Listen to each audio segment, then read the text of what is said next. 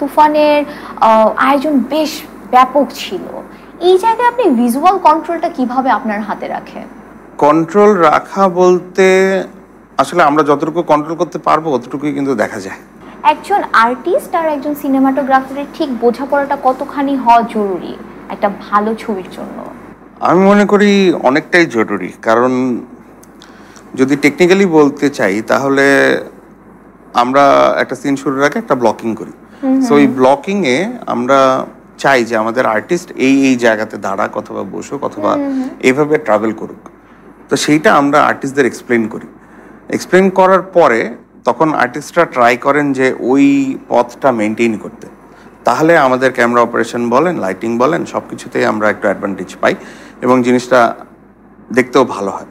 So এই ক্ষেত্রে যদি আর্টিস্ট এবং ক্যামেরাম্যানের বোঝাপড়াটা না থাকে তাহলে এটা কিন্তু সম্ভব না। সো সাকিব ভাইয়ের ক্ষেত্রে ওটা অলমোস্ট 100% উনি ওই মার্ক হিট করেন। আমরা যতদূর দেখেছি তুফানের আয়োজন বেশ ব্যাপক ছিল। এই জায়গায় আপনি ভিজুয়াল কন্ট্রোলটা কিভাবে আপনার হাতে রাখেন? কন্ট্রোল রাখা বলতে আসলে আমরা যতটুকু কন্ট্রোল করতে পারবো অতটুকুই কিন্তু দেখা যায়।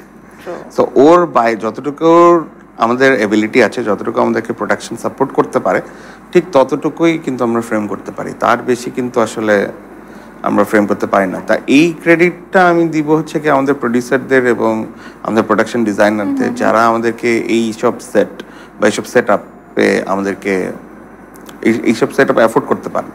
সো এটার জন্যই আমাদের ফ্রেমস লুকস বিউটিফুল।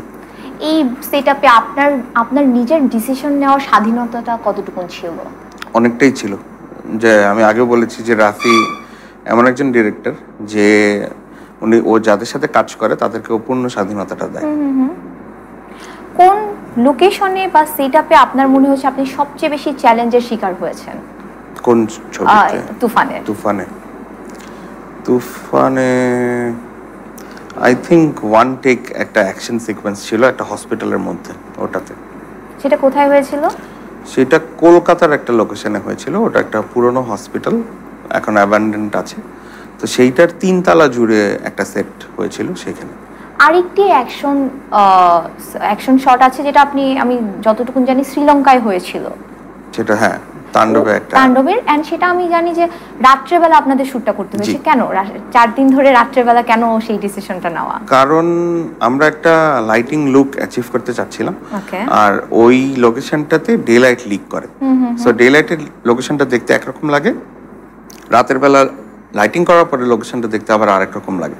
সো আমাদের ভিজুয়াল ট্রিটমেন্ট ওয়াইজ ওই রাতের বেলার লোকেশনটাই আমাদেরকে, রাতের বেলা যে লুকটা আমরা অ্যাচিভ করতে চাচ্ছিলাম ওটা সার্ভ করে হচ্ছে রাতের বেলা। ওই জন্য আমাদেরকে কষ্ট করে হলেও রাতের বেলায় শুটটা করতে হয়েছে। এই যে রাতের বেলা শুট করছেন, সিনেমাটোগ্রাফার, আর্টিস্ট সবাইকেই একটা প্রবলেম ফেস করতে হয় রাতের। সেই প্রবলেমগুলো বা সেই দিনগুলো কেমন ছিল?